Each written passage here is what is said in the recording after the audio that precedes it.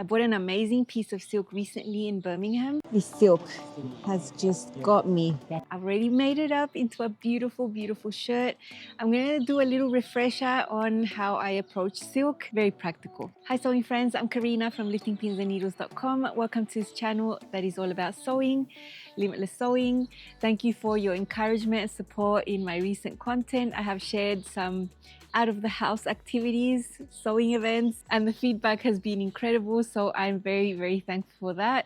Now, if you watched my previous episode all about Birmingham and the Sewing for Pleasure event, I would have shown you 3 pieces of fabric I got there. One of them I got at the very end and I couldn't leave the event without it. It was a lovely piece of silk. So beautiful in a forest green with really, really fun print. Italian silk, the quality outstanding. I only got 1 meter and I have sewn it up. For the pattern I've chosen, I went the simple route with not many details because of the fabric choice and because of the limited amount of fabric, 1 meter. But it was just enough. I had to make it a little bit shorter, but it's okay. Now the pattern I've chosen to use is the all-in easy fit shirt from Pattern Emporium. I already made one version in a zebra print that is a rayon linen blend. It's super nice. It's easy to fit. It's got some waist shaping. It's got a curved hem. It's longish at the full hip. It's got a little yoke. You can choose 2 color options here. One is easier than the other. One takes up more fabric than the other. Guess which one I chose? I chose the easier to sew version, which ends up looking like a camp collar. So it's just 1 collar here, an outer layer and an inner layer. The other option is to do the classic collar stand and collar. That is actually the option I sewed in my previous version. I actually have a tutorial showing you how to sew the classic collar stand and collar. And now for this collar that I've sewn this time, I also have a video showing you how to do it, and it's very, very easy. All the helpful information to sew this shirt will be linked down below. You can do so many types of sleeves here, short, long. You can do a little slit with pleats and a cuff. You can do the short sleeve with a little ruffle down here. Lots of options. And you can match the sleeves from the Meet You There dress onto this armhole and they're going to fit. So those bishop style options there are also going to mix and match with this one. You know, you can do a patch pocket there, so many things. The all-in shirt is 50% off through Saturday, that's the 21st of March at noon, but that's in Australian time. If you're in the Americas, North, South America area, the sale's gonna end Friday night. Here in the UK, it ends Saturday at 2 a.m. So it just depends on where you are. But when you click and go to the website, you'll see the banner on the top that always tells you how many hours left of the sale you have. So then you don't have to get too complex about the time zones. I will leave you my affiliate link in the description box, also pinned right at the top of the comment section so it's easy to find. It won't cost you any extra if you use my affiliate link. All you have to do is click on it and it'll take you straight there. I do receive a small commission from Kate, who owns and designs at Pattern Emporium, and it's one of the ways I make an income creating all these helpful sewing videos that you can enjoy without any cost. So if you use my link, super thankful. So this is for woven fabrics, obviously. Last time I used a rayon linen blend. This time I chose the silk. I knew it was going to have more challenges in terms of preparing, cutting, and actual sewing. I knew it was going to take a little bit longer than if I'd chosen a chambray, for example. So I'm doing this as a gift for myself. I know sewing silk is something I don't do all the time. I don't buy silk all the time. My silk stash back at home in Brazil is tiny. So it's a special event for me and I'm super happy to share a little refresher of what my process is right here. Now in terms of sizing, I printed the whole thing all over again. When I plot my measurements there, most of them are size 14. My bust is a size 16 though. Seeing that the ease around the bust is around 4 inches, it'll be okay. Same as the hips are going to be about 6 inches, so it's fine. I'm just going to sew a straight size 14. The other fitting adjustment is really not a fitting adjustment. I just made my shirt 3 inches shorter. So it's quite a lot shorter and it's just because I really want it to fit my meter of fabric. I've chosen the short sleeve. I didn't do the patch pocket. I did the simple collar just to get this silk shirt. So it is possible, at least for my size, everything fit and I'm so happy.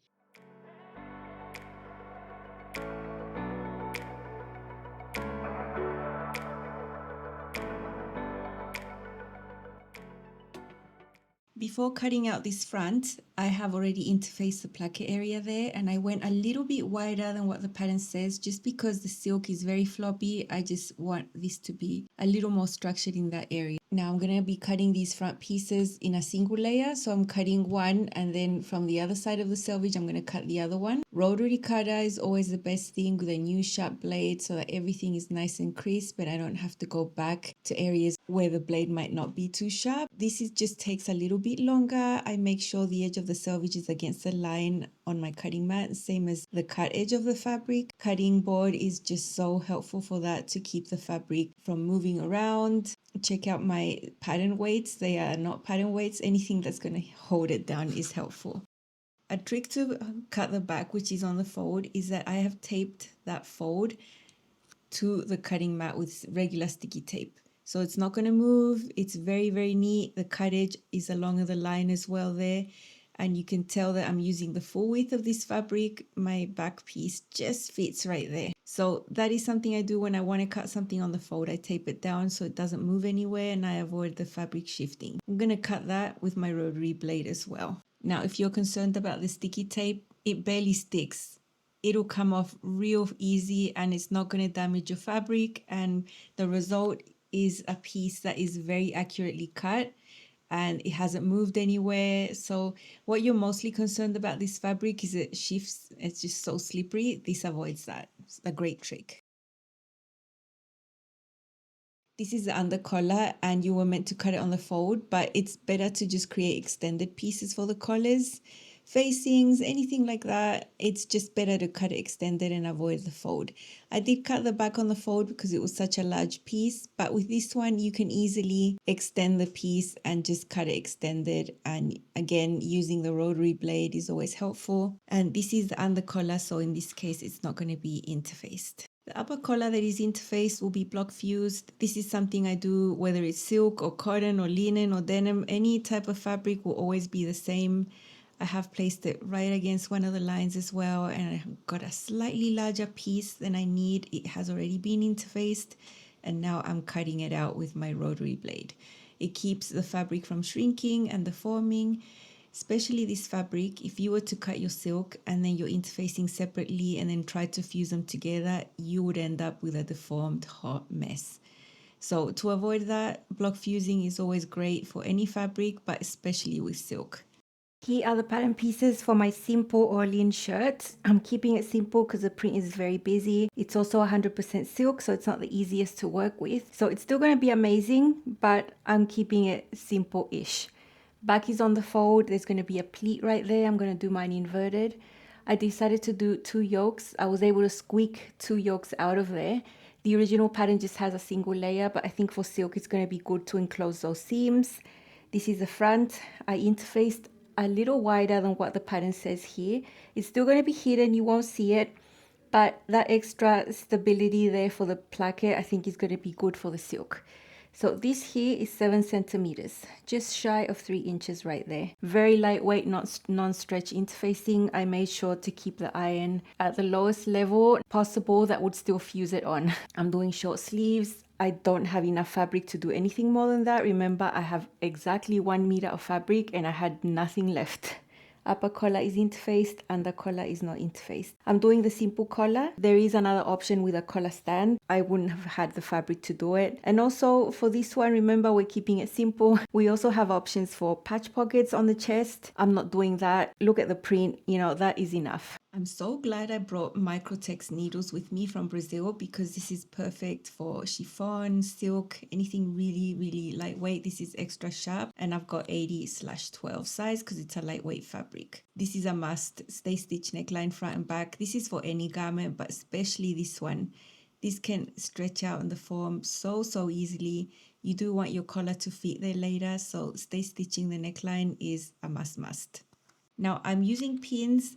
I have really good quality pins. I change them quite frequently. They are really thin and sharp.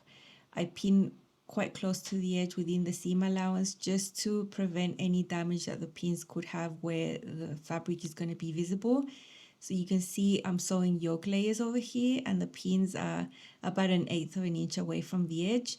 and I'm just sewing carefully. I don't really change my sewing style. I keep the same straight stitch with about a 2.5 stitch length. That really doesn't change for me. And then polyester thread is also recommended, but I use that for everything anyway. This is a straight seam. It's just yoke seam, so it's super straight. If this was curved, I would definitely hand baste instead of using pins.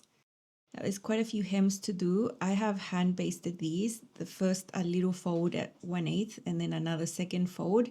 So I've got 2 layers of hand basting there, and that's going to ensure this ends up super neat. This fabric can twist very easily and you can ruin your garment by just trying to not do this. I think this is actually not optional for silk. The hand sewing must come in here if you want something to look really, really neat. The hand basting will fly off because I did it in a place I knew I was not going to be sewing. And then the result is very, very neat. You get the nice little stitch and it's just beautiful. Once you press it, it'll be nice and flat. Love that. Now for the hem at the bottom, it's curved and I did a smaller fold. So I have 1/8 of an inch and then about 1/4 of an inch. 2 rows of hand sewing in there with a red thread, and I'm just following the shape there with my sewing machine. The neckline is curved, the collar is straightish, and you're meant to put those shapes together. So I definitely hand basted this so I didn't have to worry about pins. I would have done this with any garment, but especially with silk. Now the under collar here, it's going to be tucked in and not seen, and I don't want top stitching on this collar just to keep that delicate look. So I'm going to go ahead and hand sew this. Slip stitching, I'm actually catching the seam I already did when I sewed the first layer of the collar, and then this under collar, I've got the fold, the memory crease, and now I'm just stitching it there. No one's going to know. Check it out. The sheen and the flow and the feel of this fabric is just amazing. I love the print. There's a little bit of the leg of a leopard here and the same over here. This print came out there, the same as right there, same as on the back. This type of print was sort of centralized over here. Little leopards right there, very nice. This was a directional fabric, which added to the complexity of cutting it. If it had not been directional, you know, maybe I could have not shortened it that much. Anyway, it's all fun. On the sleeve, there's that leg of the leopard right there, and same as over here. I love that. The hems, hand basting, of course. There was lots of hand basting everywhere. I have a double fold, so a tiny fold, like 1/8 of an inch, and then fold it again. And I did that for both the sleeve and the curved hem here. I took special care with the curved hem because it's just more complex to get it to lie really, really nice. You know, you don't want pockets or anything, so all that hand basting was worth it.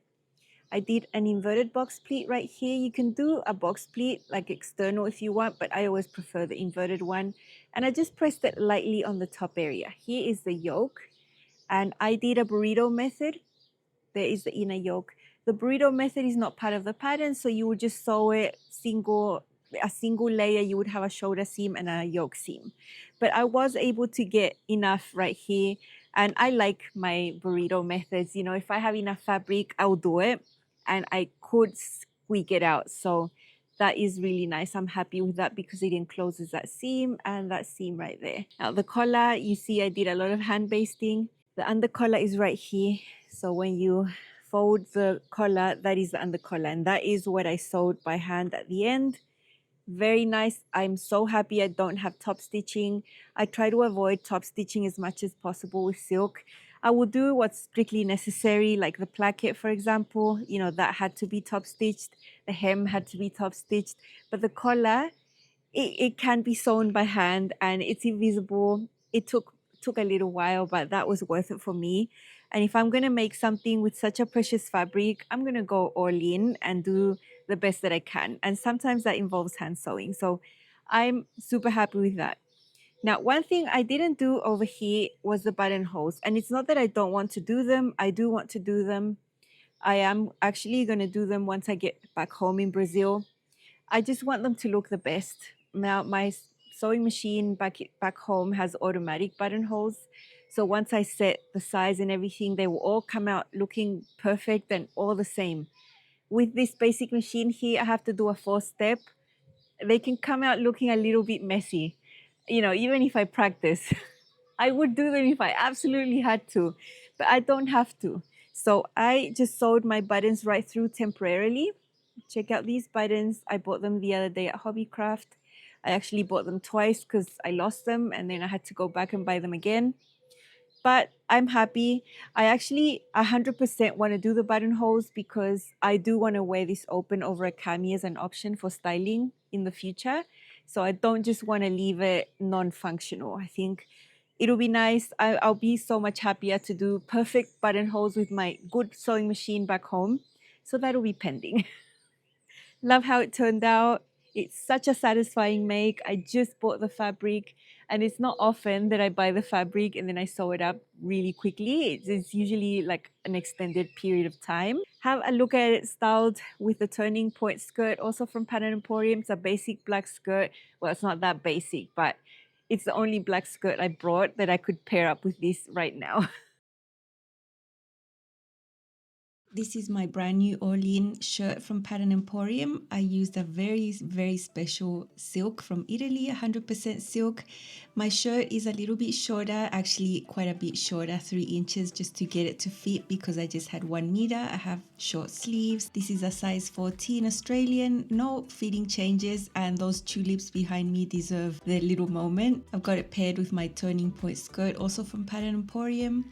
Curved hem, a little bit shorter in the front, a little bit longer in the back. It's the design and I love the amount of ease. I use the simple collar option. The placket there is very nice and easy to sew. I kept it simple because of the fabric choice, and under there I sewed all of that by hand, so I don't have any top stitching on this collar. There is a yoke there. I've got 2 layers, burrito method. I sewed the buttons right through. I'm gonna sew the buttonholes when I get back home, do it with my nice sewing machine, and I love the depth of this collar. This seam goes slightly forward on your shoulder, and at the back I have an inverted box pleat. You can sew the pleat towards the outside as well. Sleeve, shoulder fit, super nice. You can also sew long sleeve and other options. I love how this turned out. It's a super special shirt. I just bought this fabric. It's a souvenir fabric from Birmingham and I fell in love with the fabric and I can't believe I made it so quickly into a garment. It's just the best thing. I hope this was a great silk refresher. I hope I've inspired you to grab some silk sometimes. It can be something special that you don't have to buy all the time. But if you buy it and end up cutting and sewing, it's going to be so satisfying and you're going to be so happy. What is the cost of this? £45, which is the cost of the fabric and my time. It was worth it for me and I love how it turned out. This is going to be something I'm going to keep for a long time. And I'm going to wear as much as I can because it's so comfortable. It feels amazing on. It just feels amazing, so luxurious. And I made it myself, so it's the best thing. Don't forget to check out these amazing patterns, great value, good sizing, so many options. So yeah, don't miss out on this sale. Next time you see me is going to be a recap about the Stitch Festival in London. So don't miss out. See you then. Bye.